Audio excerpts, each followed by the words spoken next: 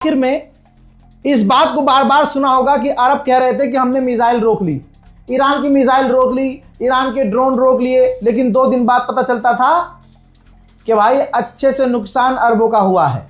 Saudi अरब का इतना मोटा नुकसान हुआ है कि आज आपको सबूत के साथ पता चलेगा, दिमाग खुल जाएगा आपका। सऊदी अरब ने खुद बोला है कि हमने बहुत सारी एनर्जी फैसिलिटीज बंद कर दी है क्योंकि ईरान के हम पर इतने हमले हुए हैं। समरी जारी की है कि हमारी जो एक गैस पाइपलाइन थी, जो गैस स्टेशन था, ईस्ट वेस्ट पाइपलाइन, जो कि 7 लाख बैरल पर डे उस पाइपलाइन से तेल गुजरता था, वो बंद है। दोस्तों 7 लाख बैरल पर डे, गिनते रहिएगा। उन्होंने कहा कि एक अरबी व्यक्ति की मौत हुई है और 7 सऊदी नेशनल्स जो हैं वो घायल हुए हैं, जो एनर्जी कंपनी में काम करते थे। उन्होंने कहा कि मनीफा प्रोडक्शन फैसिलिटी जो है पूरी तरह से टारगेट की गई और वहां 3 lakh barrel per day produce किया जाता था तेल। तो 7 लाख और 3 लाख, गिनते रहिएगा। फिर उसके बाद सऊदी ने कहा कि खुरैस फैसिलिटी पर भी हमला किया गया, टारगेट किया गया और वहां पर भी 7 lakh barrel per day production हुआ करती थी। 7 और 6 यानी 13 लाख बैरल पर डे का नुकसान सऊदी अरब को है। इस वक्त चले थे ईरान से लड़ने। उधर भाई साहब, हम माने या ना माने, पाकिस्तान की बल्ले बल्ले है। सारी दुनिया इस वक्त पाकिस्तान पाकिस्तान कर रही है। सोचिए, कहने वाले कुछ भी कहते रहे कि पाकिस्तान ये है, पाकिस्तान वो है, पाकिस्तान ऐसा, पाकिस्तान वैसा, गोदी मीडिया तो बोलेगा ही। मजबूर है बेचारे कि पाकिस्तान की एक बात भी नहीं रख सकते। देखिए, एक एक पोस्टर लगा रहा हूं। पाकिस्तान के प्रधानमंत्री से बात करी है मोदी जी की करीबी मेलोनी ने। अंदर ही अंदर मैं टूटा रहा, अरे कोई रो रहा होगा। बहरहाल, इसके बाद पाकिस्तान के प्रधानमंत्री को जर्मनी के चांसलर ने फोन किया, उनसे बात की। फिर उसके बाद पाकिस्तान के प्रधानमंत्री को फोन किया कतर के अमीर ने। फिर उसके बाद पाकिस्तान के प्रधानमंत्री को फोन किया ऑस्ट्रिया के चांसलर ने। फिर पाकिस्तान के प्रधानमंत्री को फोन किया बादशाह बहरीन, किंग ऑफ बहरीन ने। फिर उसके बाद पाकिस्तान के प्रधानमंत्री को फोन किया इमैनुअल मैक्रोन ने। फिर उसके बाद पाकिस्तान के प्रधानमंत्री को फोन किया मोहम्मद रजा ने। मजाक कर रहा हूं मेरे दोस्तों। कुल मिला के सारी दुनिया पाकिस्तान के प्रधानमंत्री से फोन पर बात कर रही है, अपने अपने पॉइंट रख रही है और पाकिस्तान से उम्मीद जता रही है कि पाकिस्तान कमाल करके दिखाएगा।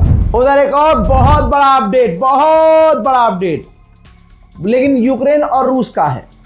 रूस ने व्लादिमीर पुतिन राजी हो गए हैं टेम्परेरी सीज फायर, जो ईसाइयों का त्यौहार चल रहा है ईस्टर, तो ईस्टर जब तक चलेगा तब तक सीज फायर के लिए पुतिन तैयार हो गए हैं। उधर ईरान में जीत का जश्न पिछले 18 घंटे से चल रहा है।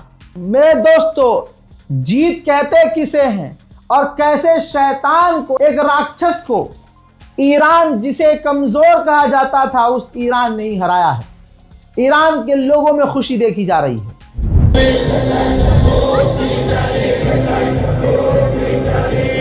نمی‌بینی به ایران باز هم طاغوت برگردد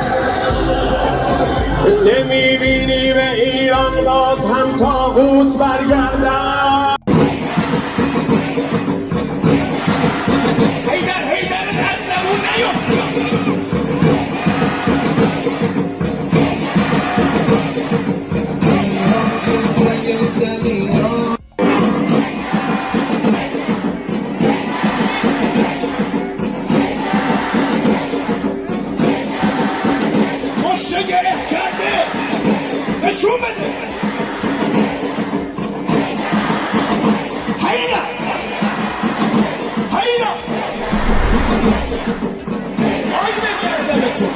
ईरान के सुप्रीम लीडर मुश्तबा खामनाई का बयान आ गया है। एक और बयान आया है। उन्होंने तमाम अपने चाहने वालों से कहा है कि अब तुम गम के कपड़े उतार सकते हो, क्योंकि 40वां चल रहा था तो जाहिर सी बात है खुशी उशी कोई मना ही नहीं रहा था। अब कहा है जनाब मुश्तबा खामनाई ने कि अब आप गम के कपड़े उतार सकते हो और जिंदगी में आगे बढ़ने की तरफ जीत का जश्न मनाते हुए चल सकते हो। मेरे दोस्तों, जनाब मुश्तबा खामनाई ने यह भी कहा कि हमारे लिए लड़ने वाले जो फाइटर्स हैं इलाके में, हम उनको अपने आप से कभी अलग नहीं समझते। हमने कभी जंग नहीं चाही, ना हम कभी जंग चाहते हैं, लेकिन इसका मतलब यह नहीं है कि हम अपना हक छोड़ देंगे। इसका मतलब यह नहीं है कि हम दब के रहेंगे। उधर ईरान के राष्ट्रपति से रजब तैयब एर्दोगान ने फोन पर बात की है। 24 घंटे में 24वीं बार यूएई ने मांग की है कि स्ट्रेट ऑफ हॉर्मुज खुल जाए बिना किसी शर्त के, और हर बार ईरान यूएई के मुंह में मुंह दे रहा है। चल हट। यूएन की शिपिंग इंडस्ट्रीज ने कहा है कि अगर स्ट्रेट ऑफ हॉर्मुज से गुजरने के लिए ईरान पैसा वसूलेगा तो ये काफी खतरनाक है। हजरात, जब सुप्रीम लीडर ने कह दिया है कि गम के कपड़े उतार दो तो हमको माननी चाहिए बात, तो हमने भी उतार लिया। और देखिए भैया, ऑफिस में रखे थे 3-4 जोड़ी कपड़े, उसी को धुलवा के ऑफिस में ही, धुलवा के क्या, उसी को रगड़ के धो के इसे फैला रहा था ऑफिस में ही है। तो 4 जोड़ी कपड़े हैं भाई ऑफिस के अंदर, तो दोबारा पहन लिए मैंने शर्ट यहीं ऑफिस में ब्लिंकिट से प्रेस व्रेस मंगा के सारा पूरा घर ही यहाँ बना लिया भाई हमने। हाँ, कभी हल्के में ले रहे हो, कपड़े नहीं है भाई, बहुत कपड़े हैं, ठीक है। लेकिन बस बहरहाल अब ईरान ने आधिकारिक तौर पे कहा है, ये रहा बयान। ईरान ने ऑफिशियली कहा है कि हम अपने 10 पॉइंट पर बात करने को राजी हैं, जो हमने 10 प्रपोजल दिए हैं, 10 पॉइंट दिए हैं। और उन्होंने यानी ईरान ने आधिकारिक तौर से कहा है कि हमें जंग की जरूरत है। जंग की है ही नहीं जरूरत, वो अपनी ताकत दिखाना चाहते थे, वो अपना दम दिखाना चाहते थे, दिखा नहीं पाए, उल्टा पड़ गया।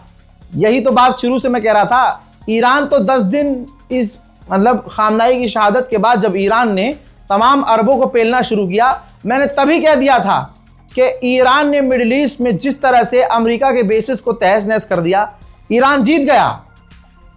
तो अब वही बात है कि ये सिर्फ नाक की लड़ाई थी, और नाक की ही लड़ाई है। अमेरिका जो सबको धमकाता आया है, उसको पकड़ के ईरान ने ही पेल दिया पहली ही बार में, तो भाई नाक पे तो बात आ गई ना। बहरहाल मिडिल ईस्ट से जब तक अमेरिका नहीं निकलेगा वहां आतंक चलता रहेगा। देखिए, इराक में जो अमेरिका की एम्बेसी है उसने इनाम जारी किया है, ऐलान किया है कि जो इराक में रहकर हम पर, हमारी एम्बेसी पर हमला कर रहे थे, उनकी जानकारी देने वालों को इनाम दिया जाएगा। इजराइल ने अपने मुंह से खुद एक्सेप्ट किया है, अपने मुंह से, कि 7,451 इजरायली घायल हैं। अब सोचिए, जो हर चीज छुपाता है वो अपने मुंह से बताए 7,451 लोग घायल हैं, तो आप मान जाएंगे कम से कम 15 से 20,000 लोग इसके घायल होंगे, तब जाकर ये 7,000 एक्सेप्ट कर रहा है। उधर रजब तैयब एर्दोगान के विदेश मंत्री, तुर्की के विदेश मंत्री ने सामने आकर दुनिया के सामने आधिकारिक तौर पर यह बयान दिया है कि इजराइल ने पूरे इलाके में आतंक मचा दिया है। गाजा, फिलिस्तीन से लेकर उसने नरसंहार लेबनान तक मचाया है। उसका मकसद साफ है, कब्जा करना, ज्यादा से ज्यादा जमीन पर कब्जा करना, उसका यही मकसद है।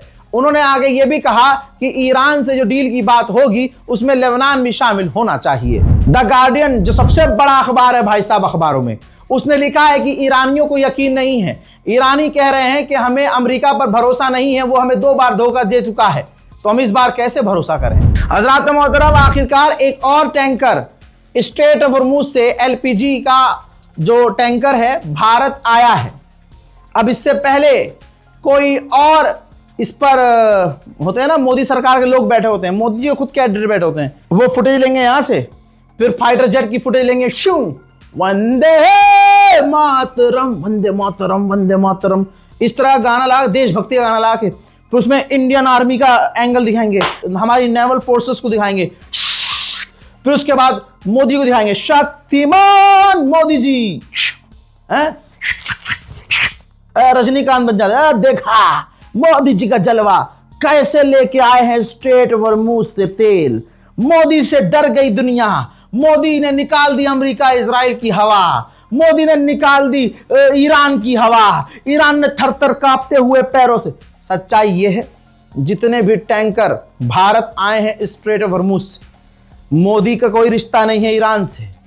और मोदी वो आदमी जिसने एक ट्वीट तक नहीं किया इसी पर 10 सवाल खड़े हैं आज तक।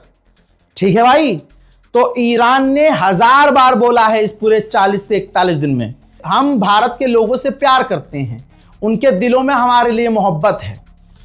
Thank you Indian people. Hindu मुसलमान नहीं किया उसने, उस शेर ने हिंदू मुसलमान नहीं किया, कहा हिंदुस्तानी लोग।